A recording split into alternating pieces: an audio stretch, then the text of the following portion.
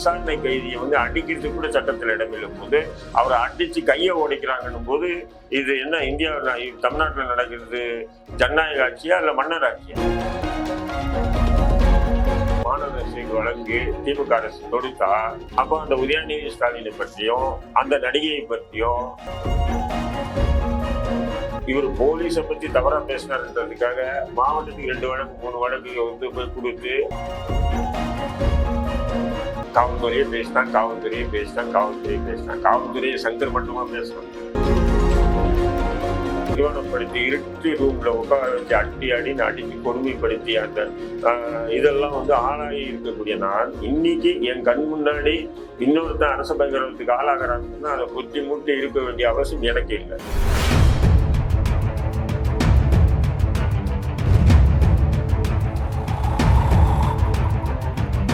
சவுக்கு சங்கர் அப்படிங்கிற ஒரு தனிநபர் ஆளுங்கட்சியா இருக்கக்கூடிய திமுக அவர் மேல என்ன வழக்கு வேணாலும் போட்டு அவரை உள்ள கொண்டு போயிருக்கலாம். ஆனா இப்போ இந்த காவலர் பிரச்சனையை முன் வச்சு ஏன் அவங்க வரணும்? ஏன்னா டைரக்டா அவங்க கேஸ் போட்டு போயிடலாம்ல. அது கேஸ் போட்டீங்கன்னா இப்ப உதாரணத்துக்கு பாத்தீங்கன்னா சங்கர் அந்த கார் பந்தயம் ஒரு ஸ்கீம் கொண்டு வராங்க திமுக அரசு. அதுல இத்தனை கோடி ரூபாய் தமிழக அரசு வீண் விரயம் பண்றாங்க. இந்த கார் பந்தயங்க கொண்டு வரதுக்கு காரணமே உதயநிதி ஸ்டாலின் தான், விளையாட்டுத்துறை அமைச்சர் தான். அதுக்கு ஒரு நடிகை முக்கிய காரணம் அப்படின்ற மாதிரி ஒரு பிரச்சனையை உருவாக்குறாங்க.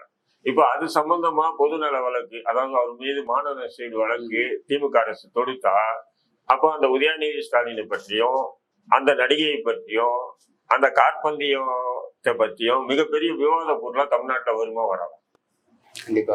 அப்போ சங்கர் பேசினிய திமுகவுக்கு எதிரான விஷயங்களை பற்றி பொதுநல வழக்கு அவர் மீது, அதாவது மாணவர் சைடு வழக்கு அவர் மீது போட்டாங்கன்னு சொன்னா அப்ப எல்லா இடத்துலயுமே அது பற்றி ஒரு விவாத பொருளா மாறும். விவாத பொருளா மாறுச்சுன்னா அது திமுக மிகப்பெரிய ஒரு பின்னடைவு. ஏன்னா திமுக சாதாரணமா அதை ஏற்றுக்கொள்ளாது, பின்னடைவு வரும். அப்ப பின்னடைவு வரும்ன்றத காத்துக்கிட்டே இருக்குன்னா அப்ப என்ன பண்றாங்கன்னு சொன்னா ஒரு ஸ்கீம் போட்டாங்க, முடக்கணும்ன்றது ஸ்கீம் போட்டாங்க.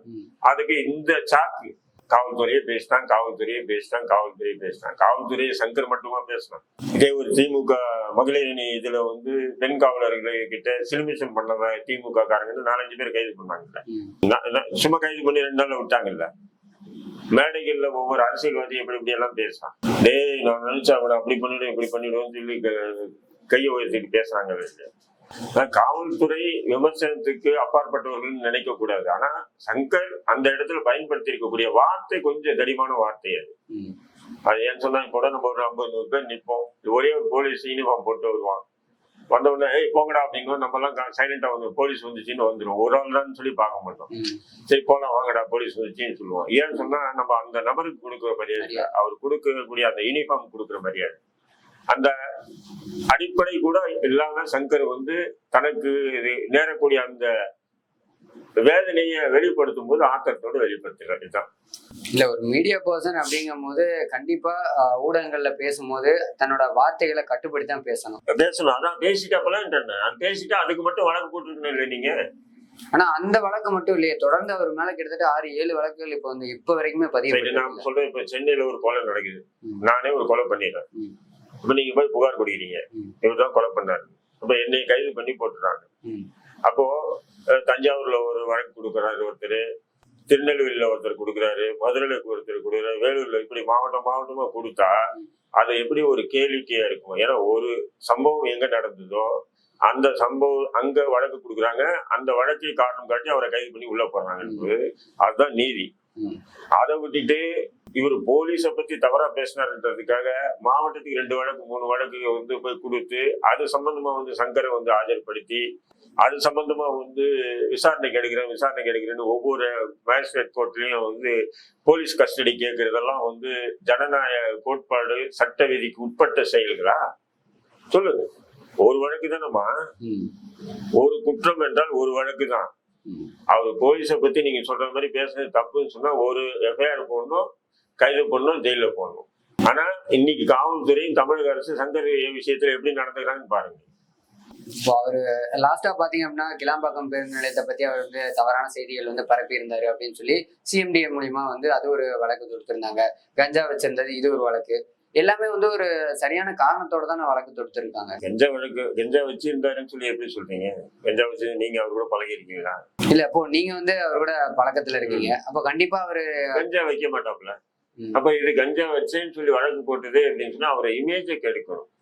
இன்னைக்கு வந்து நீங்க வந்து பாத்தீங்கன்னா யூடியூப்ல நீங்க பாக்கலாம், இது முக்கியமான மெயின் ஸ்ட்ரீம் மீடியா இருக்குல்ல, தந்தி, சன் டிவி, இவங்களே அதிர்ச்சி ஆகக்கூடிய ஒரு நிலையெல்லாம் வந்து சவுக்கு சங்கர் செய்யறாங்க. ஏன்னா அவங்க எடுக்க பயப்படுற, அவங்க எடுத்து அதை பத்தி விவாத பொருளாக்க பயப்படுற விஷயங்கள் எல்லாம் சங்கர் எடுத்து பேசுறாப்புல. அவங்க வீடியோ யூடியூப்ல பாத்தீங்கன்னு சொன்னா 5K 3K 2K தான் போகுது. ஆனா சங்கர் பேசுனா 5 லட்சம் பேர் பாக்குறான், 10 லட்சம் பேர் பாக்குறாங்களா இல்லையா?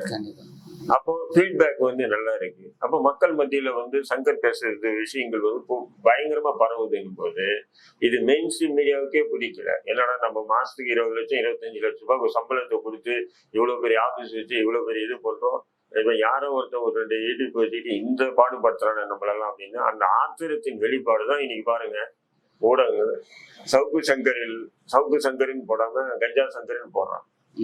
மெயின் ஸ்ட்ரீம் மீடியா போடுறான் கஞ்சா சங்கரின்னு. இதான் ஊடகாரமா?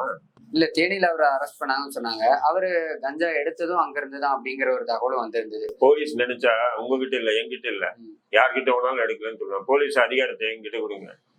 முதல்வருடைய பாக்கெட்ல இருந்து கஞ்சா எடுத்த மாதிரி நான் கூட வழக்கு போடுவேன். ஒரு நாள் கொடுங்க என்கிட்ட அதிகாரத்தை. பிரதமர் டெல்லியில இருந்து சென்னைக்கு வரும்போது கஞ்சா பாக்கெட்ல வச்சிருந்தாருன்னு கூட போலீஸ் நினைச்சுன்னா எடுக்கலாம். அதெல்லாம் கம்பல்சரிமான வேலை இல்லை. ஆனா அவர்கிட்ட இருந்து எடுத்தோம் அப்படிங்கிறது தவறான ஒரு விஷயம் அப்படின்னு நீங்க சொல்றீங்க இல்லையா? அதெல்லாம் வந்து திட்டமிட்டு காவல்துறை போடுற அவர் மீது பொய் வழக்கு. ஏன்னா அவர் குண்டாஸ் பண்ணணும், வீடு அலுவலகம் சோதனை பண்ணணும், வீடு அலுவலகம் சோதனை பண்ணி அங்க இருக்கிற கேமரா ஹார்ட் டிஸ்க் எல்லாத்தையும் எடுத்துட்டு போகணும். முக்கியமா சங்கர் வந்து யார் சோர்சஸ் தரா? முன்னாள் IPS ஆபீசர் தராங்களா, இப்ப இருக்கக்கூடிய IPS ஆபீசர் தராங்களா, அல்லது அமைச்சர்கள் இருக்கக்கூடிய அமைச்சர்கள் தராங்களா, அல்லது அதிமுக கொடுக்குதா சோர்ஸ், அல்லது பாஜக கொடுக்குதா, யார் கொடுக்குறான்றது திமுக தெரிஞ்சுக்கணும். அதனாலதான் ஆபீஸ் வீடு வந்து அந்த ஹார்ட் டிஸ்க் உட்பட கம்ப்யூட்டர் கேமரா எல்லாத்தையும் வாரிட்டு போன காரணமா இருக்கும். ஏன்னா அதை தெரிஞ்சுக்கணும். ஏன்னா அவங்களுக்கு நம்ம வந்து அமைச்சர்களை கூடி ஒரு திட்டம் அறிவிக்கிறதுக்கு முன்னாடி சங்கர் அதை பத்தி பொது வெளியில பேசுறாப்ல. அப்படின் போது இந்த தகவல் எப்படி சங்கருக்கு போகுது? இப்போ தொடர்ந்து சவுக்கு சங்கர் அவர்கள் வந்து அவருக்கு ஆதரவா நீங்க கருத்து தெரிவிக்கிறீங்க. அவரும் வந்து பெண்களை பத்தி இழிவா பேசினதாதான் கேஸ் போட்டிருக்காங்க. இதே போல சில காலங்களுக்கு முன்னாடி பாத்தீங்கன்னா SP சேகர் அவர்கள் அவரும் வந்து பெண்களை பத்தி இழிவா பேசினாருன்னு சொல்லி ஒரு கேஸ் போச்சு. அதற்கு வந்து நீங்க எதிர்ப்பு தெரிவிச்சிருந்தீங்க. ஆனா இதுக்கு வந்து ஆதரவு தெரிவிக்கிறதுக்கான காரணம் என்ன? சவுக்கு சங்கர் அதாவது SP சேகர் என்னைக்கு மக்கள் சார்ந்த பிரச்சனைக்கு அரசை எதிர்த்து அவர் வந்து போராடி இருக்காரு, அதை பத்தி பொதுதளத்துல பேசியிருக்காரு. இல்ல அப்போ அதாவது சரி நானும் சொல்றேன், SP சேகர் மீது எந்த அரசு பயங்கரவாதம் பாஞ்சி கைது கூட பண்ண முடியல காவல்துறையால. சங்கர் மீது பாஞ்சி இருக்குது அரச பயங்கரவாதம். ஒருத்தர் வந்து ஜுடிஷியரி கஸ்டடி, அதாவது விசாரணை கைதியை வந்து அடிக்கிறதுக்கு கூட சட்டத்தில் இடமில்லும் போது அவரை அடிச்சு கையை உடைக்கிறாங்கன்னும் போது இது என்ன இந்தியாவில் தமிழ்நாட்டுல நடக்கிறது ஜனநாயக ஆட்சியா இல்ல மன்னர் ஆட்சியா? குற்றம் செஞ்சேன்னா குற்றத்துக்கு சம்பந்தமா நீதிமன்றத்தில் வழக்கு போட்டாச்சு, நீதிமன்றமாச்சு சங்கராட்சி. அப்போ நீங்க காவல்துறை சிறைத்துறை சட்டத்தை நீங்க கையில எடுத்துட்டு வன்முறை மூலியமா அவர் கையை உடைக்கிறீங்கன்னு சொன்னா இதெல்லாம் எந்த சட்ட விதிமுறைகளுக்கு உட்பட்ட செயல்கள் இது? அப்ப நீங்க என்ன பண்ணும்? தமிழக அரசு அந்த அந்த தவறா நடந்துகிட்ட அந்த கண்காணிப்பாளர் செந்தில்குமார் மீது துறை ரீதியான நடவடிக்கை எடுத்திருக்கணுமா இல்லையா? நீ பண்ண கையை உடைச்சு என்னுடைய விளைவு திமுகவுக்கு மிகப்பெரிய அவப்பேரா இருக்கு, திமுக மிகப்பெரிய கெட்ட பேரா இருக்குன்னு சொல்லி நடவடிக்கை எடுத்திருக்குமா இல்லையா? எடுக்கலையே. சங்கர் இன்னைக்கு வந்து இந்த மாதிரி ஒரு அரச பயங்கரவாதத்துக்கு ஆளாயிருக்காப்புல.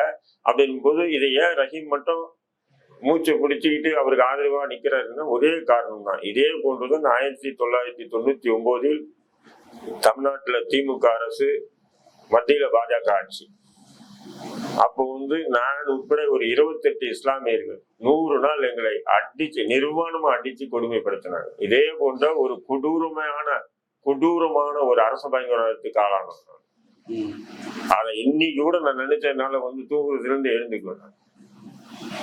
அடுத்த நிமிஷம் என்ன நடக்கும்? நிர்வாணப்படுத்தி இருட்டு ரூம்ல உட்கார வச்சு அடின்னு அடிச்சு கொடுமைப்படுத்தி அந்த இதெல்லாம் வந்து ஆளாகி இருக்கக்கூடிய நான் இன்னைக்கு என் கண் முன்னாடி இன்னொருத்தன் அரச பயங்கரவாதத்துக்கு ஆளாகிறான்னு சொன்னா அதை கொத்தி மூட்டி இருக்க வேண்டிய அவசியம் எனக்கு இல்லை.